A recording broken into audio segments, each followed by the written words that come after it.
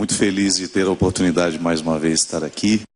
Eu tenho aprendido, minha gente, que os amigos mais especiais que nós podemos ter são aqueles que nos apresentam a Deus. Isso faz uma diferença fundamental em nós. Amigos que com o jeito de ser, com a palavra que diz, às vezes não precisa nem ter muita proximidade. O simples fato de saber que aquela pessoa vive uma busca espiritual semelhante. Não que nós sejamos partes de um mesmo projeto, de uma mesma comunidade, não estou falando disso. Saber que naquele outro lado do mundo, naquele outro canto do país, alguém está fazendo uma busca sincera para tornar-se um verdadeiro discípulo do Senhor. Isso faz diferença na nossa vida. Gostaria de começar a minha pregação agora, convidando vocês a abrirem a carta de São Paulo aos Colossenses. Se você trouxe a Sagrada Escritura, você pode acompanhar comigo, senão não tem problema. Você vai ouvir a exortação, é uma palavra muito conhecida. E se você quiser apenas ouvir, feche seus olhos, permita que o Senhor hoje nos fale através dessa exortação que Paulo escreveu naquele tempo, que continua tão atual para nós. Pelo Colossenses, capítulo 3. Se ressuscitastes com Cristo, buscais as coisas lá do alto, onde Cristo está entronizado à direita de Deus, e cuidai das coisas do alto, não do que é da terra. Pois morrestes e a vossa vida está escondida com Cristo em Deus. Quando Cristo vossa vida se manifestar, então vós também sereis manifestados com Ele, cheios de glória. Portanto, mortificai os vossos membros, isto é, o que em vós pertence à terra: imoralidade sexual, impureza, paixão, maus desejos, especialmente a ganância, que é uma idolatria. Essas coisas é que provocam a ira de Deus. Foi assim que vós também procedestes outrora, quando vivíeis nessas desordens. Agora, porém, rejeitai tudo isto: ira, furor, malvadeza, ultrajes. E não saia de vossa boca nenhuma palavra indecente. Também não mintais uns aos outros, pois já vos despojastes do homem velho e da sua maneira de agir. Vos revestistes do homem novo, o qual vai sempre sendo renovado à imagem do seu Criador, a fim de alcançar um conhecimento cada vez mais perfeito. Palavra do nosso Senhor, né? Não é da salvação ainda. Palavra do Senhor. Mas essa palavra nos salva do mesmo jeito. Particularmente penso que a dinâmica da vida cristã, ela é perpassada o tempo todo pelo convite de Paulo, que já falávamos em outras ocasiões. Não me canso de dizer que a elaboração teológica que Paulo faz do Evangelho é justamente para descobrir uma dimensão teórica que possa dar sentido a tudo aquilo que Jesus viveu.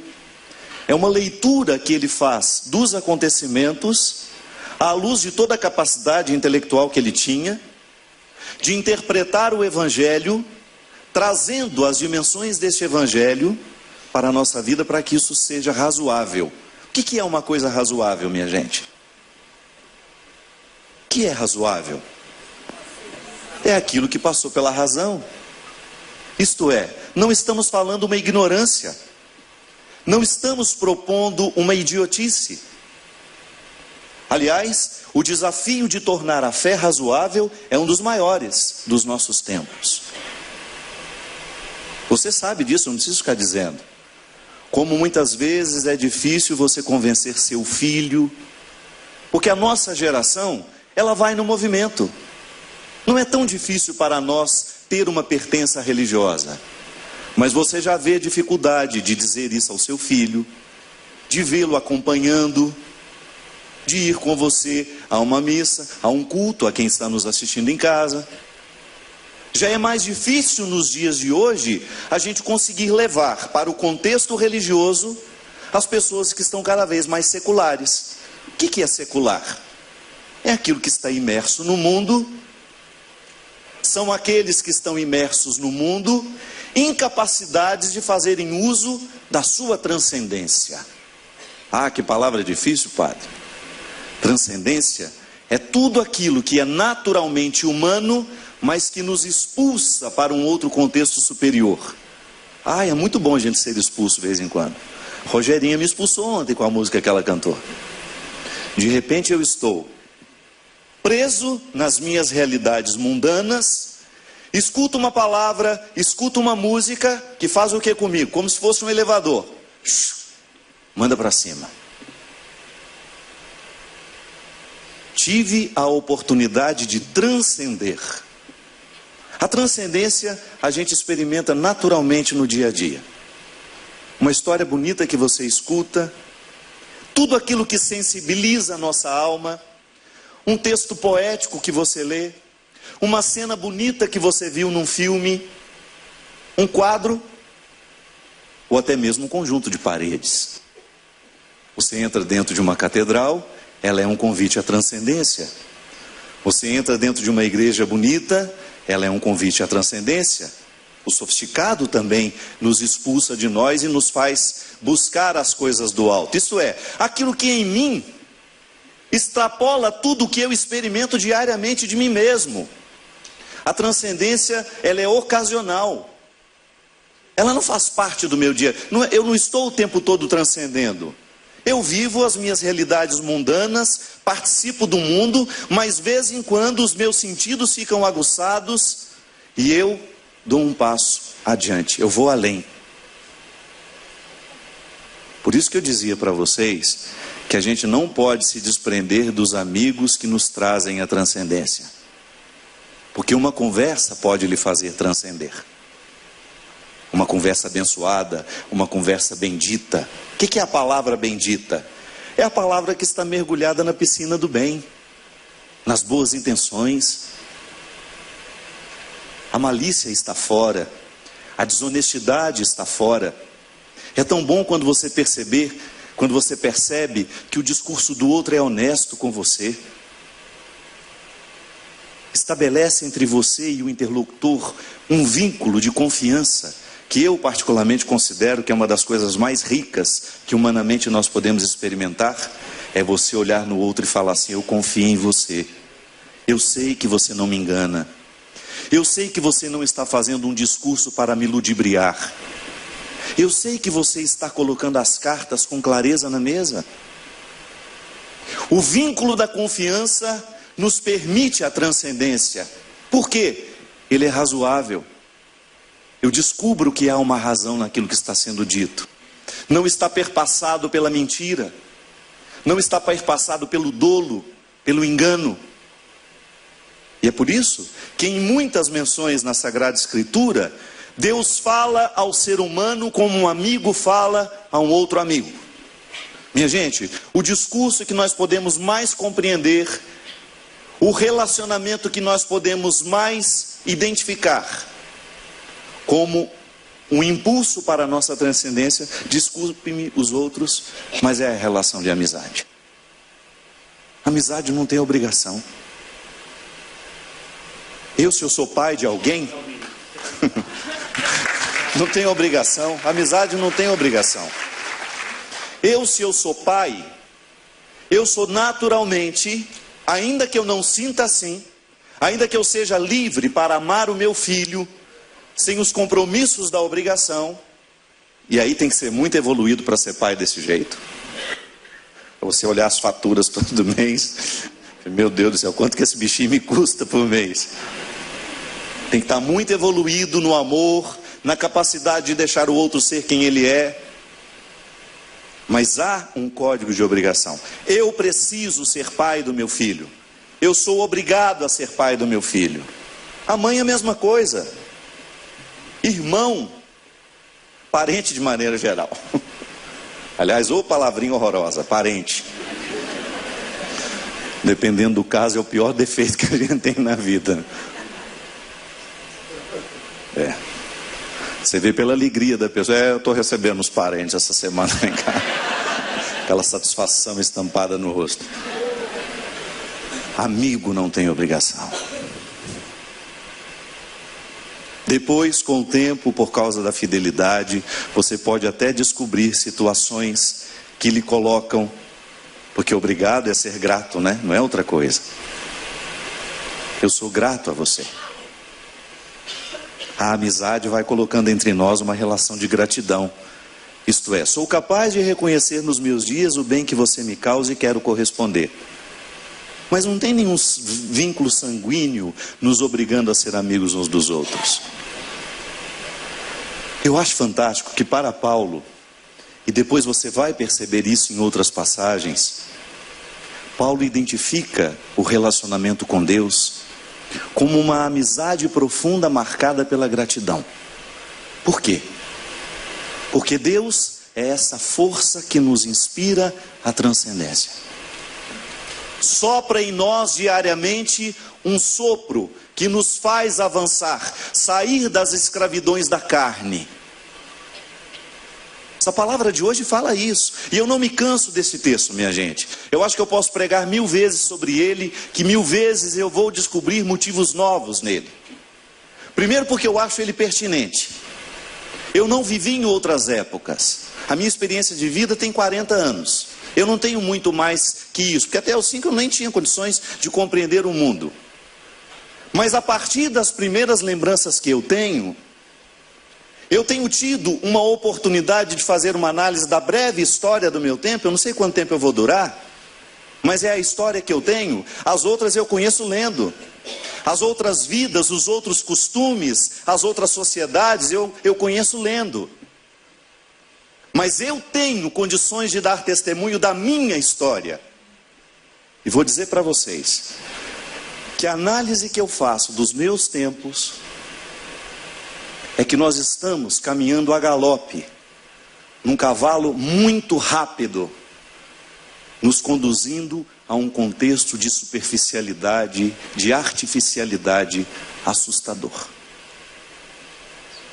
Assustador. Você pode observar o modo de vida que nós temos dentro de casa. Observe a estrutura das nossas famílias. Ou se você ainda não está inoculado por esse vírus da superficialidade, observe aquilo que você pode ver nos filmes, nas novelas, naquilo que nos é colocado publicamente. Porque hoje tem. A televisão faz questão de mostrar as intimidades das pessoas. É isso que dá audiência. Quanto mais uma pessoa se expõe publicamente, mais ela é desejada pelos outros. Porque é assim que funciona. Como se fossem os vampiros com necessidade de conhecer a vida alheia, porque estão pouco ocupados com as suas. O contexto do mundo onde nós estamos situados é de muita superficialidade. Primeiro, perdemos a ritualidade. Falava essa semana com o meu grupo. Na verdade eu falei numa chamada de atenção, né? Deixei o primeiro dia, deixei o segundo, aí não aguentei. Não dá para peregrinar com tanta máquina fotográfica na mão. Não dá para fotografar a missa o tempo todo. Não dá para a gente viver o momento de oração com tanta coisa pendurada em nós. Falo disso de outras peregrinações. Às vezes a pessoa vem receber a Eucaristia, gente, não sobra espaço na mão para tanta coisa. A pessoa parece uma cabra, daquelas que a gente vê no deserto, com sino pendurado, para não se perder. Não há espaço na mão para Jesus Eucarístico ser colocado. Não há ritualidade nem mesmo para receber a Eucaristia. Observei ao longo desses anos que eu vim aqui, observo nas comunidades onde eu tenho a oportunidade de participar em Taubaté, as pessoas estão perdendo a ritualidade dentro dos contextos religiosos. É muita bolsa mexendo o tempo todo. É muita coisinha mexendo o tempo todo. É gente mandando mensagem durante uma celebração. É gente escrevendo no celular alguma coisa. Pode ser que esteja escrevendo alguma coisa da pregação, tudo bem. Os meios modernos nos permitem isso. Mas na hora da consagração, escrevendo lá, tomar e comer, isto é meu corpo.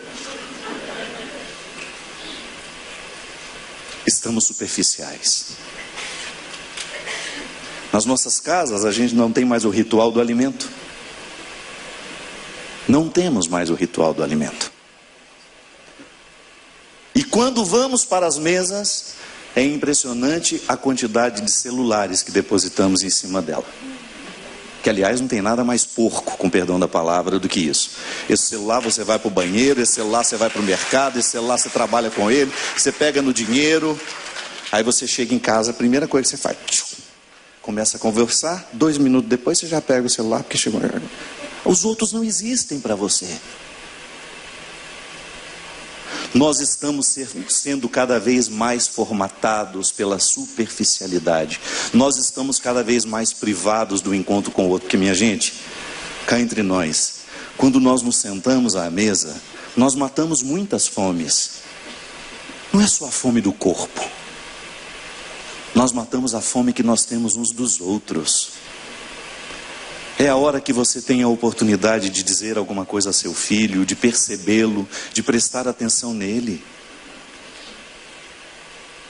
Nós perdemos a capacidade de contemplar o outro, de olhar. Seu filho precisa ser olhado. Sua esposa precisa ser olhada, porque ela cortou esse cabelo tem 15 dias, ela queria que você tivesse percebido no primeiro. Seu esposo precisa ser olhado. Nós estamos perdendo a ritualidade que nos torna humanos. Eu canso de dizer isso, Padre Reginaldo. Eu interpreto nos dias de hoje que os nossos prejuízos não são religiosos. Isso não é religião ainda não. Os nossos prejuízos são humanos. Nós estamos ficando mais pobres como pessoas. Nós estamos ficando desumanizados. Nós estamos ficando cada vez mais objetificados. Gabriel Marcel, numa experiência belíssima, um grande filósofo que trabalhou com muita propriedade as questões humanas, ele falava justamente do perigo que nós temos de tornar um outro um objeto nosso, objeto do meu prazer, da minha satisfação. Independente se eu esteja sendo indelicado com ele, independente se eu esteja avançando um sinal que não me permite chegar ali naquela hora e ter aquele comportamento. Isso é prejuízo humano. Em outras palavras, às vezes é falta de educação. Nós estamos deselegantes, e está sendo natural ser deselegante, está sendo natural ser invasivo, está sendo natural em nós a gente perder a capacidade de respeitar o outro, na sua sacralidade, na sua dignidade. Você acha que Paulo estava falando a essas pessoas de outras coisas? Os problemas eram os mesmos, só que eu não posso e nem quero resolver os problemas que estão fora de uma instância que não me diz respeito. Eu não posso, porque isso é um limite humano. Um limite que não me entrega ao pessimismo, não, mas me coloca numa dinâmica transformadora das estruturas que me pertencem. Eu não tenho como mudar a antiguidade, já morreu todo mundo. Mas eu posso fazer uma leitura deste passado e compreender aquilo que é possível nos dias de hoje. Eu, assumindo o protagonismo da minha vida, quebrar, ainda que seja uma aresta dessa superficialidade que nos ronda. Eu fico pensando como que era no tempo da escravidão do Egito. O povo vivendo a restrição da identidade e de tudo aquilo que faz parte da identidade. A oportunidade de rezar com os nossos cantos, a expor a nossa vida, a falar de nós nas nossas orações. O povo hebreu estava absolutamente restrito, estava num contexto de restrições. Mas eu fico pensando, e isso não está nas escrituras, porque eu acredito que a mulher, por mais que ela tenha sido negada no Antigo Testamento, na intimidade ela era reconhecida no seu verdadeiro papel. Vocês recolhiam os filhos, o marido, dentro das tendas que lhes cabiam, dentro das tendas que lhes eram dadas como casas, e ali vocês tinham a oportunidade de restituir o que estava sendo negado o dia inteiro. Isso é específico da mulher. Perceber os prejuízos, aquilo que nós homens nem sempre sabemos dizer que está acontecendo. Uma sensibilidade que lhes foi dada com uma extrema capacidade de identificar o que falta. De olhar para um filho e sentir que ele está sendo escravo. Que ele não está feliz. E dizer, aqui, as regras do opressor não hão de prevalecer. Aqui dentro deste pequeno espaço que nos cabe, a liberdade é a lei. Quando olho para a história deste povo e penso na oportunidade que eu tenho de ser eu, o homem que eu sou, com a família que tenho, com os vínculos que hoje me rodeiam, eu me sinto dentro do mesmo protagonismo da mulher daquela época. Eu não tenho como quebrar a superficialidade do mundo, mas eu posso quebrar a superficialidade da minha casa.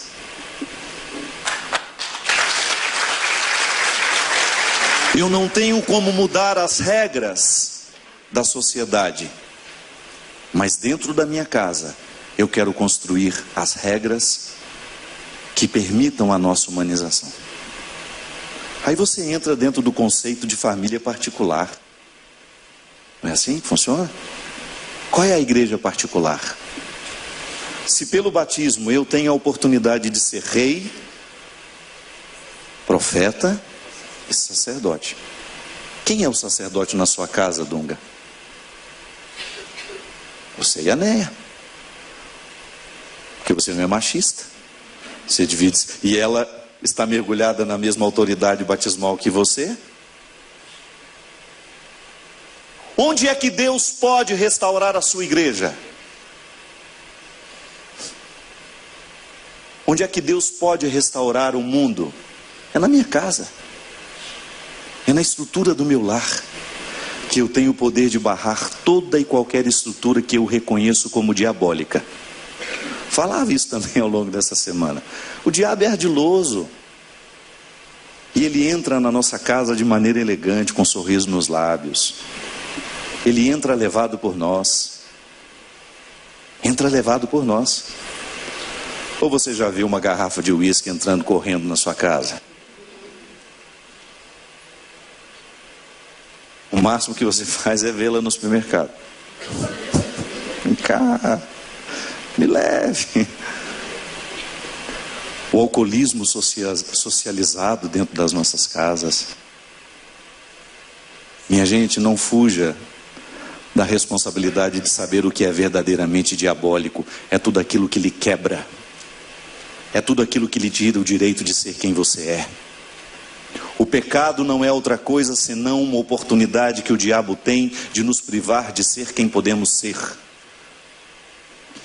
O pecado não é outra coisa senão escolhas livres. E a igreja diz que é pecado se for livre. Você sabe disso. Só é pecado se a gente foi livre para agir. Matéria grave, liberdade, isso é pecado. A matéria é grave, o que eu vi, o que eu falei, desculpe, o que eu vivi, o que eu falei, o que eu pensei é matéria grave. E eu livremente dei espaço para aquilo crescer dentro de mim. E nós somos tão autossabotadores que nós não nos incomodamos mais com o pecado da superficialidade e com toda a desgraceira que ele traz para dentro da nossa vida. Somos superficiais como pessoas, naturalmente seremos também como religiosos. Não descobriremos quais são os imperativos éticos que a nossa religião nos traz naturalmente. Não saberemos, nunca seremos capazes de mergulhar no coração do cristianismo, porque nós estamos barrados pelas nossas superficialidades.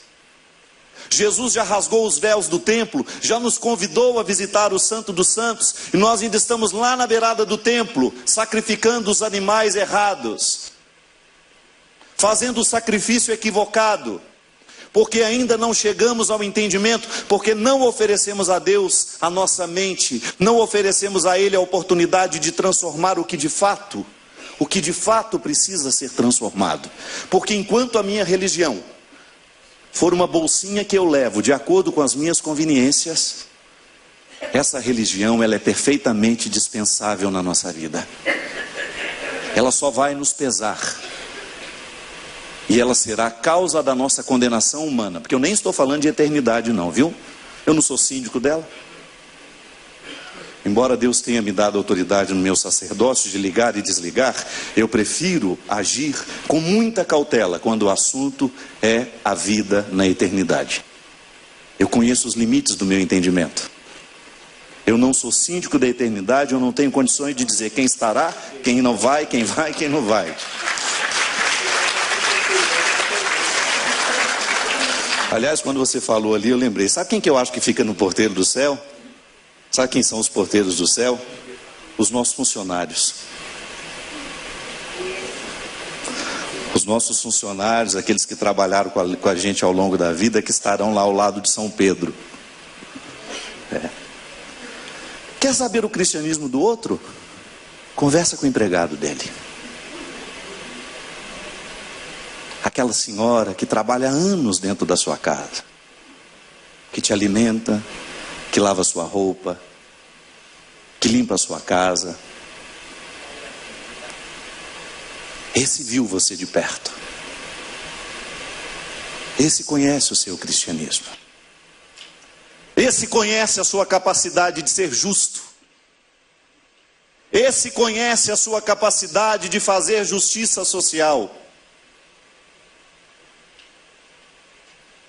Posso estar equivocado na minha compreensão, mas eu acho que Deus não vai me privar disso e eu quero que eles estejam lá.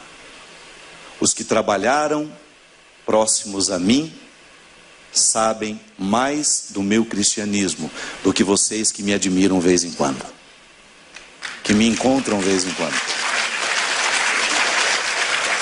É no interior da minha casa que eu vivo os bastidores da minha fé, que eu faço ou não essa lição aqui, que é dura. São Paulo não brinca com os colossenses. Ele enfia a agulha na ferida. Ele faz uma lista aqui de situações que depois você pode ler em casa tranquilamente para ver onde é que você se encaixa. Dos comportamentos pecaminosos, dos comportamentos que nos fazem regredir, que impedem a nossa transcendência. Lembra da transcendência? Inclua no seu vocabulário agora para você falar bonito lá na sua comunidade. Deus nos quer transcendentes. Vai ficar, nossa, eu aprendi isso.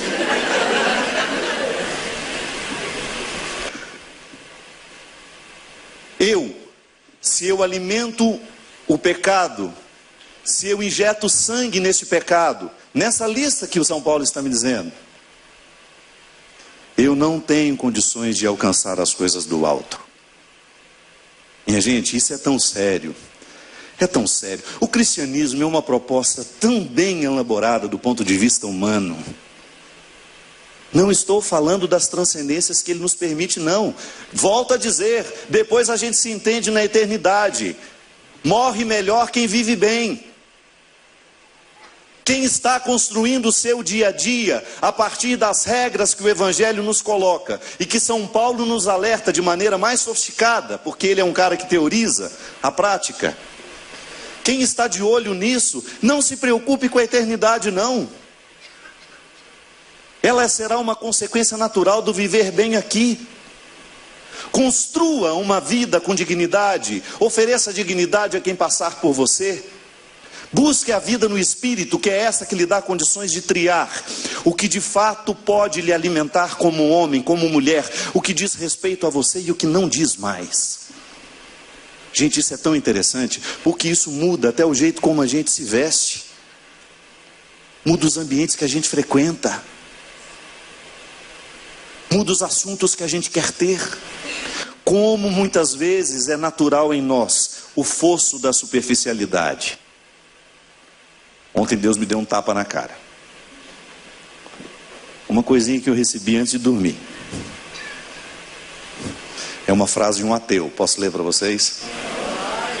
Eu já tinha ao longo da semana pensado sobre ela e ontem antes de dormir alguém me mandou. Quando Pedro me fala sobre Paulo, sei mais de Pedro do que de Paulo.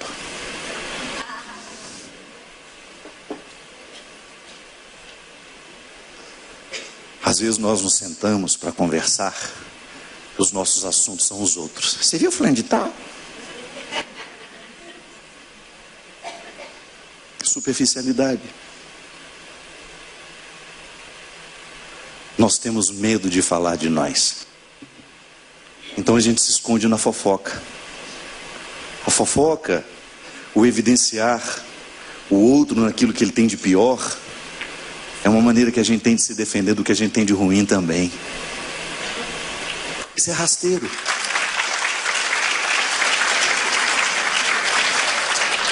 E Tiago vai falar isso aqui. Tiago também dá uma sacudida na gente. Pega lá depois, é o capítulo 4. Tiago vai justamente mostrar um complemento dessa história de que nós não devemos perder o tempo precioso da vida mergulhando a nossa história naquilo que há de fútil, naquilo que há de superficial nos dias de hoje. Deus resiste aos soberbos, mas concede a graça aos humildes. Submetei-vos, pois, a Deus, mas resisti ao diabo, e ele fugirá de vós. Aproximai-vos de Deus, e ele se aproximará de vós. Limpai as mãos, ó pecadores, e purificai os corações ambíguos.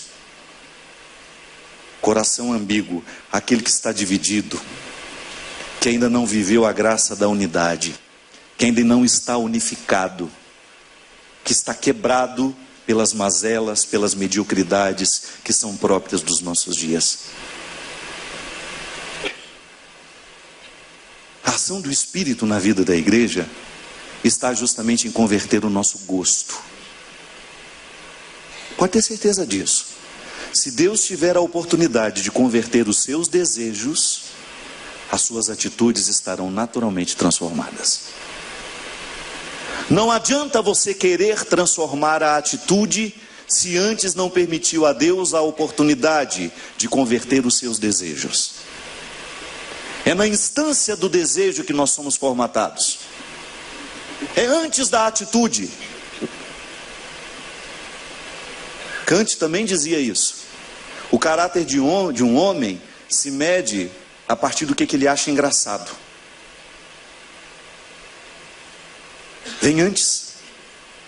Você está rindo de uma piada que ele contou. Alguém lhe contou uma piada, você está rindo. O conteúdo daquela piada expressa um pouco de você. Expressa um pouco de mim.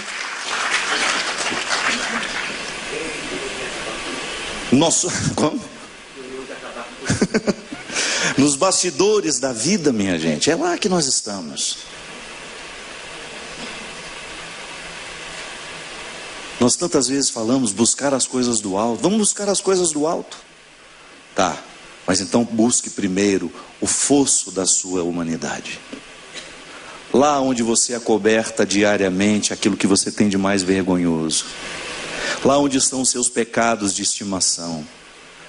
Lá naquela caixa velha que você não deixa sair. Os ódios que moram lá.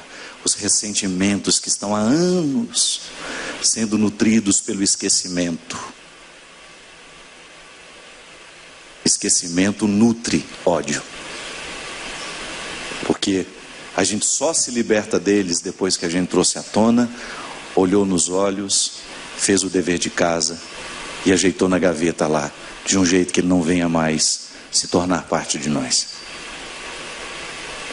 O buscar as coisas do alto é uma responsabilidade diária. E isso é tão comprometedor,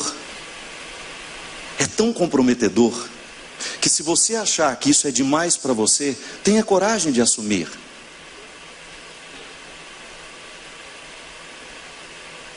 Na instância mais particular, lá quando você não está sendo vigiado, lá quando você não está sendo olhado, é a hora de buscar as coisas do alto. Porque quando nós estamos juntos, pode ser até uma expressão da nossa vaidade. Pode ser que quando nós estamos aglomerados, fique mais simpático buscar as coisas do alto. Agora, quando você precisa buscar, correr a maratona diária, de buscar as coisas do alto, de superar a superficialidade do mundo que lhe ronda, Aí você vai ver como é penoso. Mas é para isso que existe a vida no Espírito, para isso que existe a vida sacramental. A igreja não nos abandona, Jesus não nos deixa sozinhos nessa busca. Eu preciso nutrir diariamente em mim a consciência e a vida de oração que me aguça a consciência para perceber o que eu ainda posso alcançar de tudo aquilo que está sendo oferecido para mim. Minha gente, a começar pela Eucaristia. Na Eucaristia você tem as 3 presenças reais de Jesus. Você tem a presença real na palavra, você tem a presença real nas espécies e você tem a presença real nos irmãos. Quando você olha para o lado, Jesus está ao seu lado. Nesse irmão que você está aí com ele. No meu grupo eu até dizia, né? A gente vem para a Terra Santa para encontrar Jesus nos lugares santos, mas às vezes ele foi colocado no nosso quarto, dividindo no quarto com a gente. Aquele chá de poejo que você tem que tolerar a viagem inteira. Ele nos surpreende. Às vezes o santo da terra, que a gente tanto quer procurar, né, Ana? Eu vi você falando no seu Instagram. Às vezes a gente quer tanto encontrar esse santo da terra, ele está naquele mais aborrecido do grupo. Porque você não vai ficar caridoso lendo livro. Você não vai ficar paciente lendo uma enciclopédia. Você fica paciente quando o enjoado está do seu lado e você precisa dar conta dele. Não é? Não é assim que funciona? Deus se esconde, porque Deus não é superficial. O esconderijo de Deus é porque Ele não é superficial, Ele é enigma.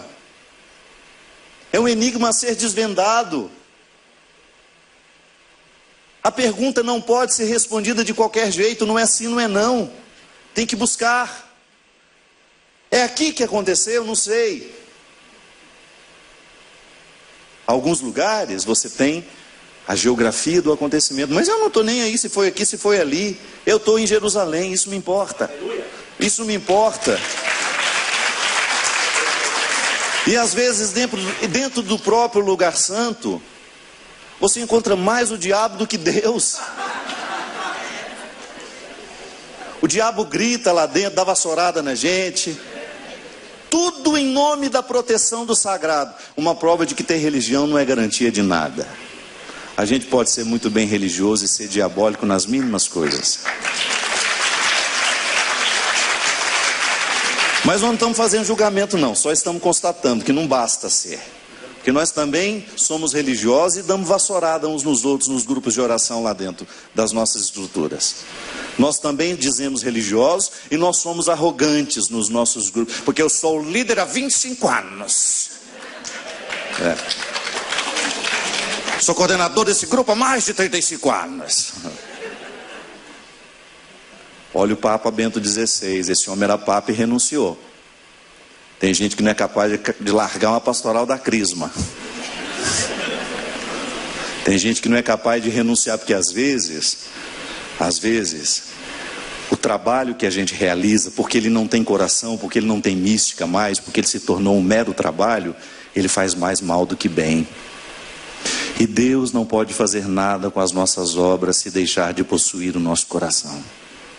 Quando você perceber que a sua obra, que o seu trabalho está precisando de mística, quando você acha que você já está cantando por cantar, tocando por tocar, pregando por pregar, a igreja nos dá o direito de ter um ano sabático. O que é o ano sabático? É um ano em que todo dia é sábado. Olha que maravilha, gente. Que dia é hoje? Hoje é sábado. E amanhã é sábado também. A gente não aperta nem o botão do elevador, porque está tudo programado para facilitar a minha vida.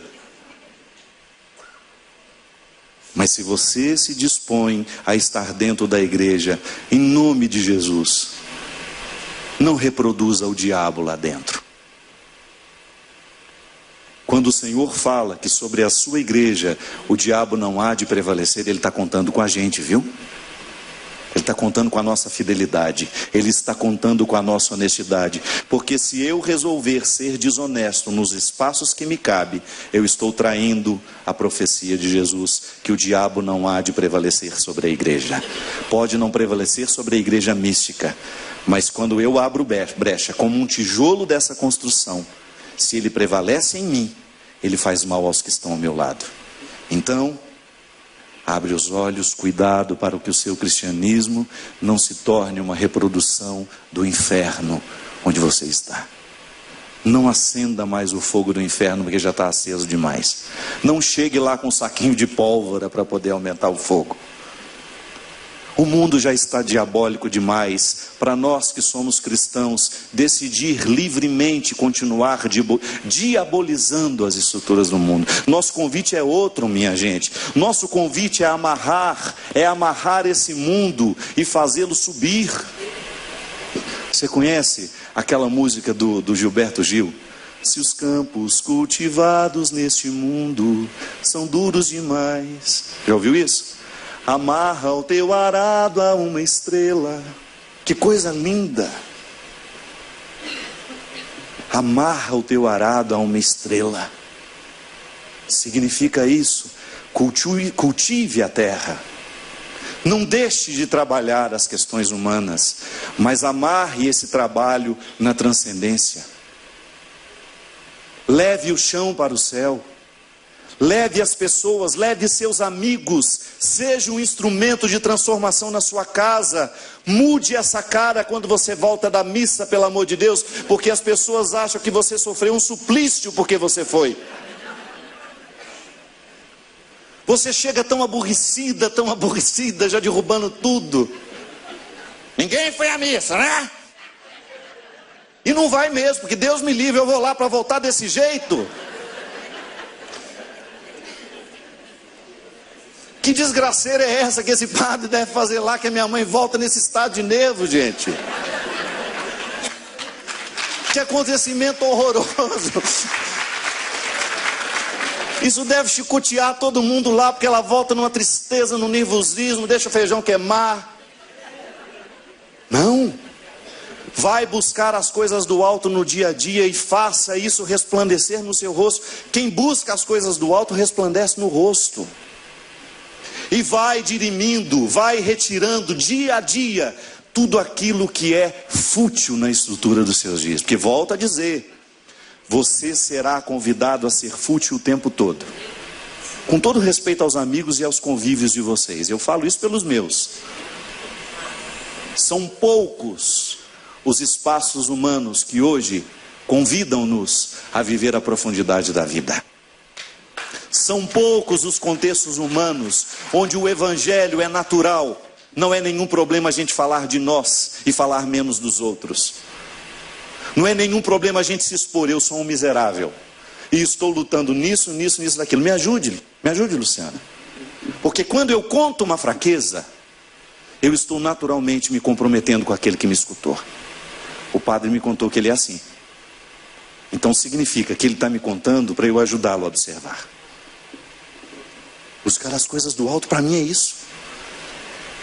É eu ter a oportunidade de desnudar a minha alma sempre com aqueles que me amam e me conhecem. Não adianta nada a gente voltar para casa com 1000 fotos dos lugares santos. Não adianta nada a gente voltar para casa com 1000 fotos dos lugares santos se a gente não experimentou aquele lugar, se a gente não lembra do evangelho que foi pregado lá, se a gente não lembra da oração que fizemos lá. E volto, a superficialidade não é um privilégio da Terra Santa. Dentro das nossas paróquias, dentro das nossas comunidades, a nossa superficialidade está cada vez mais crescente.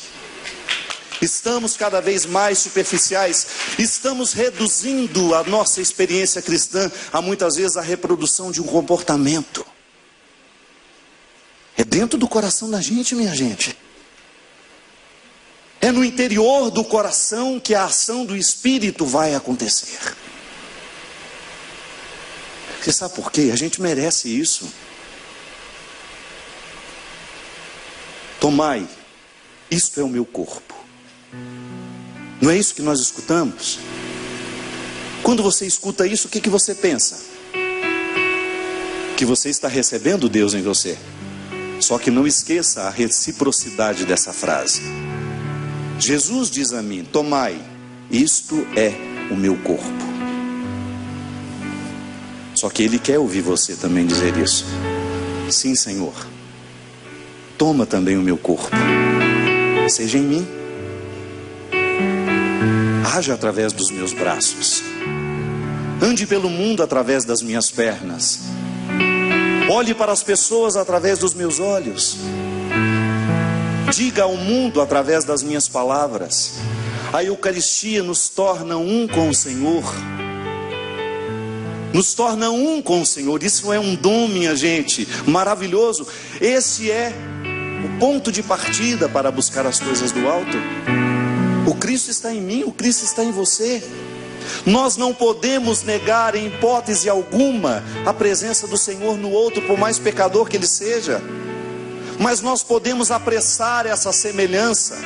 Quanto mais eu caminho na busca pelas coisas do alto, maior será a oportunidade que eu terei de ser parecido com Jesus. Na sua docilidade, na sua braveza, na sua coerência, na sua força, inclusive na capacidade de expulsar os demônios que nos rondam. Eu identifico Jesus nos meus amigos que me corrigem de maneira fraterna e que às vezes com uma palavra dura me fazem voltar ao meu lugar. Você tem a oportunidade de ser Jesus de novo, porque a Eucaristia lhe autoriza isso. Tomai, isto é o meu corpo. E eu repito para ele também: sim, Senhor, e este agora é o seu corpo também. Eu te levo por onde eu for, eu te anuncio através da minha vida, eu te anuncio, eu te canto por aí. E aí você vai pegando todos os ministérios que dentro da renovação carismática nós temos. Eu curo o povo, Senhor, eu te empresto esse corpo para curar o outro. Empresto não, desculpe, nem é a expressão mais exata. Incorpore-me. A Eucaristia é a incorporação da vida de Jesus, Dona Francisca. Para isso a gente vem aqui, para recordar essa maravilha, para dizer aos que ainda não sabem. É essa fotografia que levaremos na alma. Eu estive na terra daquele que me convida a ser ele de novo. Eu estive na terra daquele que me convidou a ser ele de novo. Oh, minha gente, se a gente não se encantar com essa possibilidade, não há nada neste mundo que possa nos encantar mais que isso. O encantamento é esse. E se ele não nos bastar, faça a sua malinha, vai procurar outro caminho. Você tem direito. Jesus não obrigou ninguém a ficar ao lado dele. Se você acha que essa proposta é ousada demais para você, não tem problema não. Vai fazer a sua busca. Mas se quiser ficar, que seja como aqueles discípulos que ficaram. Naquele momento que foi decisório, em que alguns foram embora. Essa palavra é dura demais para nós. Não foi isso que eles falaram? Esse exemplo, esse testemunho nós não queremos. Nós não temos disposição existencial para viver isso, Senhor. Ele fixou, ele mandou ficar. E quando aqueles foram embora, ele deve ter olhado com tristeza. Ele não queria perder ninguém. Ele olhou nos olhos dos amigos dele e disse: e aí, vocês vão embora também? Aonde iríamos nós, Senhor? Só tu tens palavra de vida eterna. Eu hoje, pode retirar tudo da minha vida, tudo que eu faço. Se hoje eu precisasse parar de fazer o que eu faço, mas só não retire o meu direito de continuar estando perto dele, ouvindo o que ele me diz, ensinando o que ele me ensina, porque isso é muito mais importante do tudo o que eu faço. Aonde iria eu, Senhor, se só tu tens as palavras que me encantam, que me fazem viver, que me fazem querer ser eu? Porque essa, minha gente, essa riqueza eu tenho descoberto a cada dia. A palavra de Deus me faz ser quem eu sou. porque ela me faz mergulhar no coração da minha verdade, e eu vou quebrando todas as estruturas diabólicas que por acaso a vida foi me colocando através de pessoas, através de acontecimentos. Eu sou o garimpeiro de mim mesmo. Eu estou me garimpando o dia inteiro, todos os dias. É claro que às vezes o processo fica emperrado, porque eu dou tempo para o meu pecado. Às vezes o meu processo fica emperrado meses, 2 meses, 3 meses, quantos dias, não sei. Às vezes a gente emperra o processo nosso. Você sente que você está dando sangue ao pecado. Você sente que você está empenhando-se numa vida pecaminosa. Às vezes você está insistindo numa desonestidade. Às vezes você está insistindo numa mentira, numa vida errada. E você está causando-se um prejuízo que só o tempo vai mostrar. Às vezes eu perco tempo com a futilidade, com projetos que nem são para mim, com estruturas que nem são para mim, que não são benéficas a mim. Mas quando eu cavo, quando eu consigo quebrar essa pedra, quando eu consigo ultrapassar as estruturas diabólicas que o diabo sedimenta na minha alma e na minha mente, eu encontro a água pura da minha verdade. E é lá que eu corroboro, que eu vejo Deus agindo e querendo. É ali. E eu não preciso de muita coisa para ser aquilo. Isso aqui é o mais bonito, minha gente. Que às vezes nós colocamos tantos aparatos em torno de nós, para a gente ser quem a gente é, e esses aparatos só nos prejudicam. Quando na verdade, para ser quem a gente é, basta uma solidão. Basta um fato que nos faça chegar ao mais profundo da solidão. E você no primeiro momento, meu Deus, como é insuportável viver isso. Mas de repente, como se fosse uma sabedoria que lhe ocorresse do nada, você fala: essa solidão me trouxe ao melhor de mim. Essa solidão me deixou aqui. Igual quando nós estivemos ali no calabouço, na casa de Caifás, onde Jesus passou aquela noite. É fácil estar ali? O que Jesus sentiu naquele dia, naquela noite? Não temos a menor ideia. Mas eu sei o que é estar também naquele calabouço. Quantas vezes a vida me julgou lá também? Quantas vezes a vida me colocou ali naquele lugar? Inclusive lá para o meu grupo eu partilhei e partilho com vocês aqui também. No dia da gravação do meu DVD lá no Teatro Municipal, a minha mãe caiu assim que ela estava indo embora. Depois que tudo tinha acontecido. E quando eu desci, alguém me disse: sua mãe caiu, padre. Quando eu cheguei lá, a minha mãe estava estendida no chão, que não podia removê-la. O resgate levou 1h30 para chegar. E você não faz ideia o que se seguiu dali. Aquela tortura que levou uns dias para terminar, mas pelo menos aquele resgate, o levar para o hospital e eu acompanhando ela sozinho o tempo todo, porque não podia entrar outras pessoas comigo. A dor daquela mulher, os gritos de dor daquela mulher nos meus ouvidos, nunca mais eu poderia esquecer. Aquela mulher para quem eu cantei, né? Quem viu, tão bonita, tão iluminada ali naquela galeria de honra do Teatro Municipal do Rio de Janeiro, um momento tão especial. Eu posso confessar uma ilusão, uma bobagem, uma futilidade? Eu pensei assim: eu acho que é a homenagem mais bonita que eu posso fazer à minha mãe. Ela é uma mulher tão simples, eu também, que cresci num contexto de tanta simplicidade, vê-la ali, naquele lugar, cantando para ela ali. Eu estava enganado. O momento mais especial da minha mãe não foi ali. Deus não tinha preparado aquela noite para eu homenageá-la naquele lugar. Quem me homenageou foi ela, no chão. Quando eu descobri, minha gente, que não existia diferença entre as duas mulheres. Aquela que estava iluminada, bonita, 30 minutos antes, era a mesmíssima que estava caída ali, administrando a dor para continuar sendo simpática quem estava com ela, para não dizer uma palavra de grosseria.